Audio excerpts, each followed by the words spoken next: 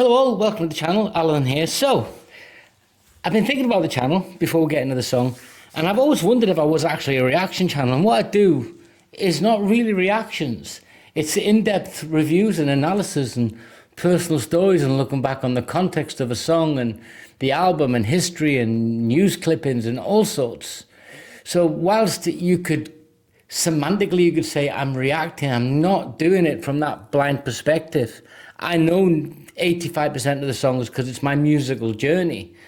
So that's what I'm going to do. That's what I have been doing for a while. So in this song, I'm going to be looking at where it came from, where it charted, who wrote it, what's the psychology behind the song, how do I feel about the beat, where was I in 1981 when this was released, where were you in 1981, how does the song make me feel now, how did it make me feel then?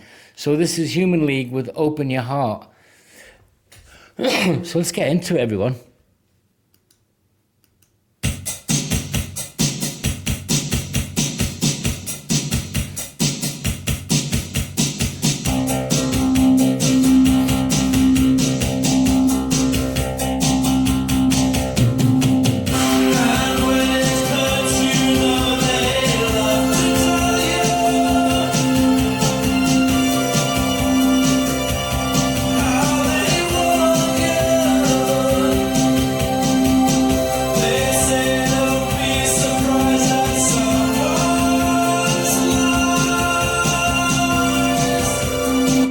This was released in 1981 on the Dare album.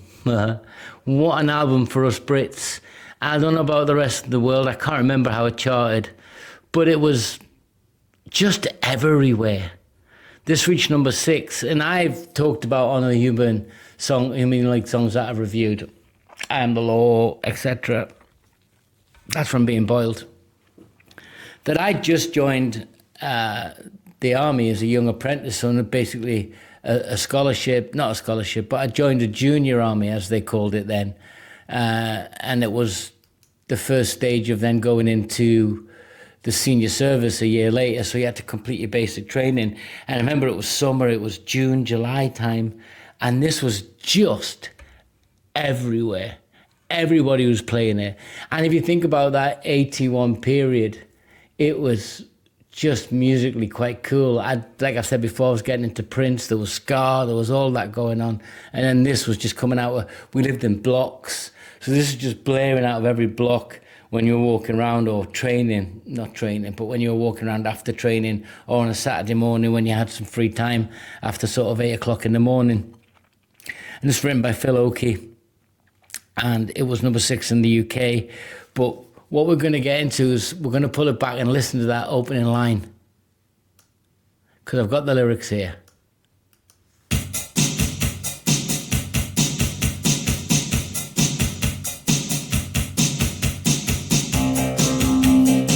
Synth new wave.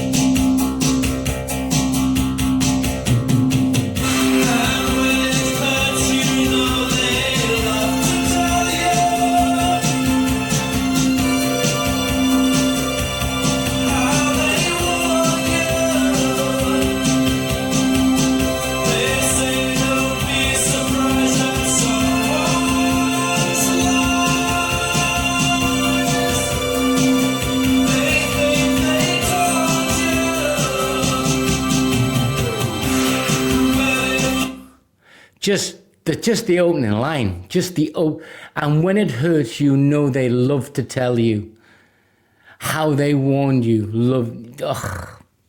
So the overall song, we'll come to the end, has a psychological theme to it. And I'm always trying to explore in songs, why does it connect? Why do I still remember it? Is it because I was 16 and my testosterone was at about 57,000 and everything sounded great and girls looked great and everything was great? Or did it because at that time at 16, my maturation was becoming sort of more complete and I was beginning to think about the world. I'd moved away from home. Guys, where were you in 81? If you were 16, had many of you left home at 16? Yeah. And 1980s early Britain was Margaret Thatcher, love, hate, doesn't matter. In the northeast sort of mining town I'm from, it was a super pit town. So we had shipbuilding on the Tyne. We had coal mining. we had fishing, and some guys, so all the crafts around that were where you went. There was no car plants.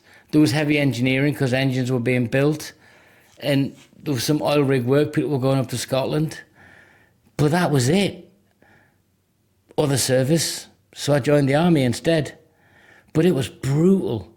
And in amongst all that brutality came music like this. It's just great. Where were you guys? Brits, Americans, if you know Human League, does this song resonate with me? You, not me. And me. You can stand the test, you know your worst is better than their best.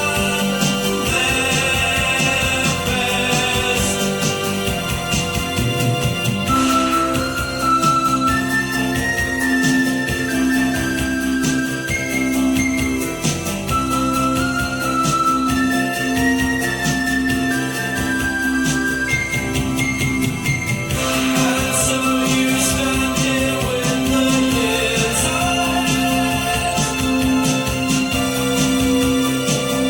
potentially calling. Just going to pick certain lines out and sort of talk about it. So the lyric, if you can't stand the test, you know your worst is better than their best. So that's your inner dialogue. Yeah, that's your rational emotive behavior. That's Albert Ellis. So basically when you can rationalize internally and come to a decision, the external world, you meet it head on. It's not the external world forcing you to act irrationally. Yeah. And this song's about detachment and letting your guard down as well. So in 1980s Britain, that post-punk era, the new wave synth era, we were still in the Cold War. So there's a lot of songs coming out about openness and being emotional and being strong. And this really is, it is what it says it is, open your heart.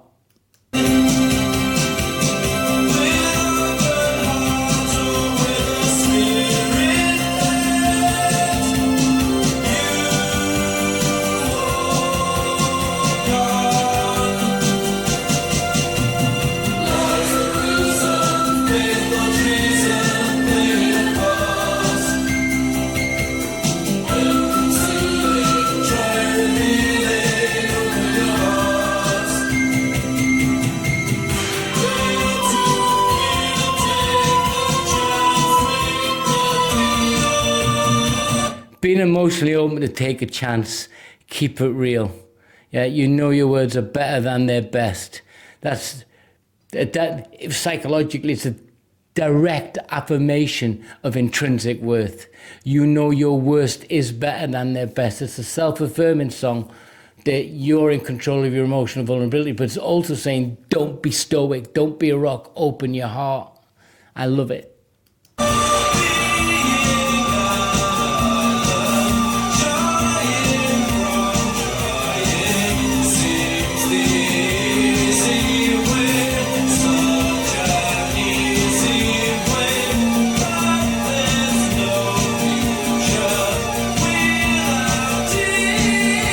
You've got to take a risk. Yeah. Being emotionally attached too easy. You've got to take a risk. You've got to connect. Can you imagine at 16 trying to work that out? If the wind changed direction, my eyes changed directions, a pretty girl walked in the room and your brain was doing somersaults. It was just too much, too immature. But there was that sense of growing up. I was beginning to grow up at 16. It was a push to growing up because I'd left home at 16. I'd left home and that was it. I didn't go back for 43 years nearly. So yeah, this was the beginning of the journey, the musical journey, my life's journey.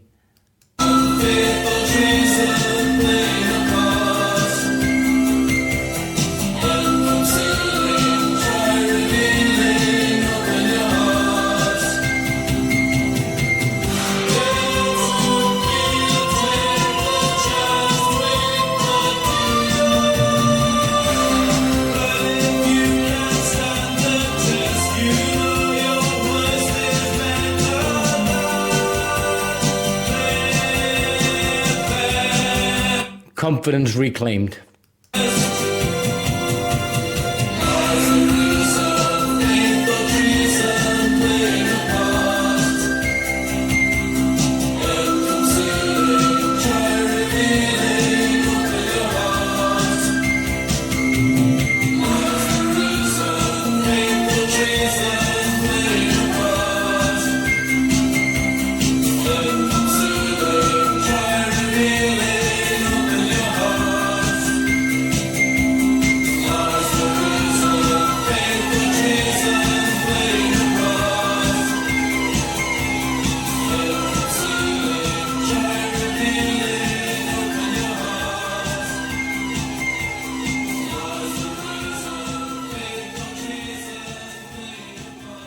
There is a grand narrative you could assign to this song about that openness. This was the Cold War era. But for me, it's two choices you've got. Yeah. You've got the existential choice of emotional availability or that numbness of conformity. Yeah. And it was burgeoning. That was happening in that new wave synth pop sound, and you had Newman and you had all those guys. It was post-punk, so the rebellion was over, even though that rebellion was cool. Tell me your 1981 stories, guys. Tell me, do you like this? I really still like this. I think Dare is one of the best albums of the 80s from that new wave sound. You had other artists. You had Steve Strange, you had Visage, that was Steve Strange, you had Ultravox, you had all those. You were going to get Spandau Ballet, you were going to get The Police coming through, you're going to get Madonna. There's going to be a whole mix of everything. Really great decade. And I'm going to explore it more. So I'm not a reaction channel, guys. It's a musical journey, reviews, analysis. That's what I'm doing.